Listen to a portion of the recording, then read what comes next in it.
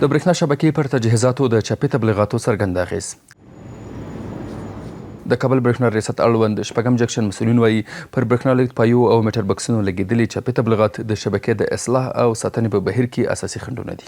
د دغو چاپي تبلیغاتو په سبب د ترمیم او تخنیکي کارونو بهیر ځنډیږي او کله ناکله تخنیکي ستونزې هم رامنځته کوي. باد راسي، طوفان راسي، هغه لوحه په لاین باندې ورواوړي اپلو، نو هغه لاینونه سره اړد کړي، نو ټوله شبکه بې برخه سي. باران هغه کاغذ لوندوالی رطوبت پیدا کوي، لغونه د موږ صندوق نه هم پسې اخلي، هغه زنګ اخلي، پسې خرابېږي، استهلاکېږي.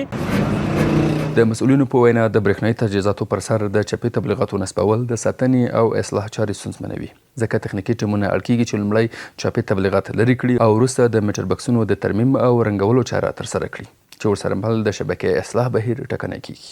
او هغه څوک که چېرته د سټیکرو ته ادامه ورکوي او ورباندې سري کوي برېښنا شرکت به د هغو په اړه خپل عکس العمل وښیي. از مردم تقاضا داریم که لوای کلان خود نزنن، دیگه لوای خورد نزنن، میتاوا خراب میشه، باعث بینظمی شهر میشه.